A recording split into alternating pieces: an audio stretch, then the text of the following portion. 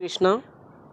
তো এই যে খুব গত কিছুদিন আগেই বাংলাদেশে যে ঘটনাটি ঘটে গেল, বাঙালি হিন্দু বা বাংলাদেশি হিন্দু দীপু চন্দ্র দাসকে কেন্দ্র করে, তো তাকে যে এইভাবে নৃশংসভাবে নগ্ন করে ঝুলিয়ে পুড়িয়ে মারা হলো এবং তাকে হত্যা করে দেওয়া হলো, তো এর জন্য কারা দায়ী? এইসব ঘটনার জন্য প্রকৃতপক্ষে আমরাই দায়ী। যদিও বা এইসব বিষয়ে আমার বলার কোনো অবকাশ নেই এবং বলেও আমরা তেমন কিছু প্রভাব ফেলতে পারবোই না।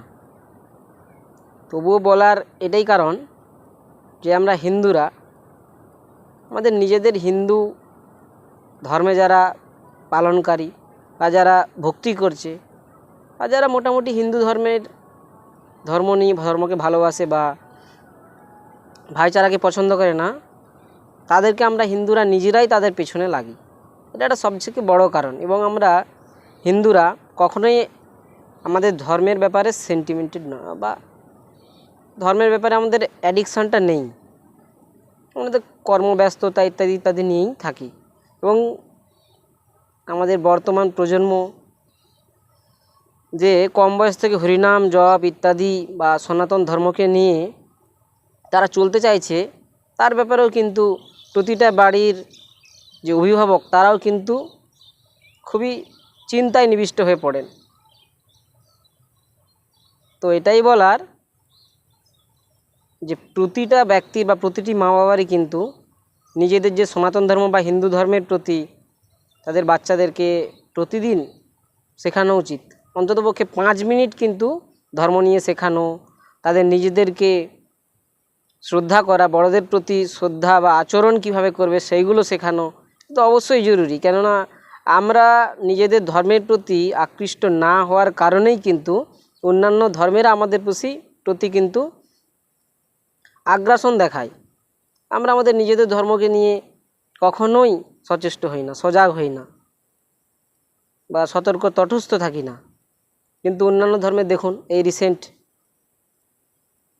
যে ডোনেশন পড়েছে, ডোনেশনের টাকা বা অর্থ গোনার জন্য লোক নিযুক্ত করতে হয়েছে। কিন্তু আমাদের কি বলুন তো, আমাদের যে ইসকনের প্রচার বা কিছু হয়ে গেলেই তো আমরা তাকে নিয়েই সেটা নিয়েই আমরা সেই ইসকনের মন্দির এই দোষ সেই দোষ প্রচুর মন্তব্য করে থাকি।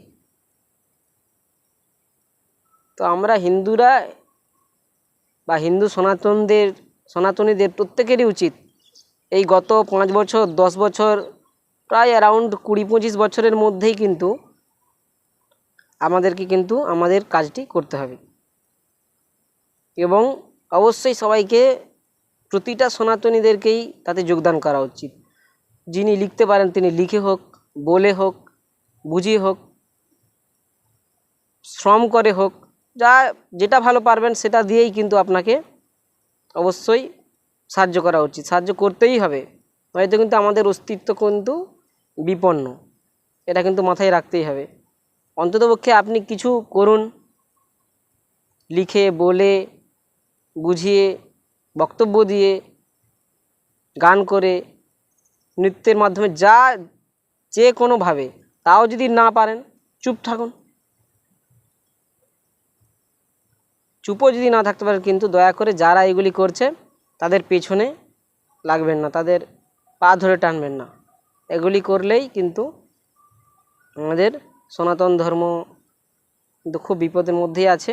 এবং ভাববেন না যে আমাদের পাশের বাড়িতে আগুন লেগেছে বলে আপনার বাড়ি কিন্তু ক্ষতির মুখে দাঁড়িয়ে নেই। অবশ্যই ক্ষতি কিন্তু হতেই পারে।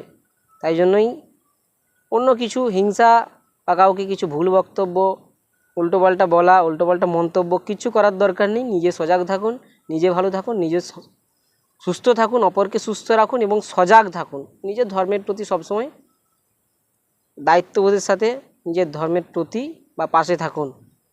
এবং পাশে ভুল দেখলেই সেগুলার বিরুদ্ধে কিন্তু অবশ্যই যাবেন, ঝাঁপিয়ে পড়বেন। তো এটাই বলার ছিল। তো আবার একটি ঘটনা, যে বিরাট কোহলি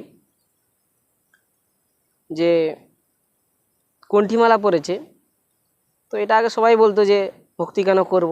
তো দেখুন তার কাছে নেম ফেম টাকা পয়সা হেলথ ওয়েলথ সব কিছুই আছে, তো তাও কেন সে দীক্ষা নিশ্চয়ই নিয়েছে, তো দীক্ষা নিয়ে কণ্ঠিমালা জপব্যাগ নিয়ে তাকে দেখা গেল। তো এটা ভাববার বিষয় যে সব কিছুই তার কাছে আছে, কিন্তু সে ভক্তির দিকেই তাকে ফিরে আসতে হলো। তো ধর্মই শেষ পর্যন্ত এটাই ভাবতে হবে বা এটাই বিশ্বাস রাখতে হবে বা এটাই বুঝতে হবে যে ধর্মই কিন্তু আমাদেরকে সুখ শান্তি দেয়। সব কিছুই করুন, সব কিছু, কোনো কিছু ফেলে রেখে আপনাকে জঙ্গলে বা বনে গিয়ে সাধনা করতে বা জপ করতে বলা হয় না, বা ধর্ম পালন করতে বলা হয় না। সব কিছু করুন, কিন্তু তার মধ্যেই আপনি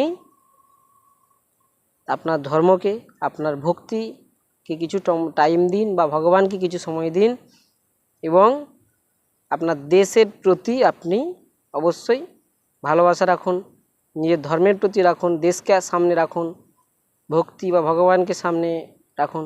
এগুলো করুন। এগুলো না করলে কিন্তু আমাদের অস্তিত্ব, হিন্দুদের অস্তিত্ব বিপন্ন। হরে কৃষ্ণ, হরি বল।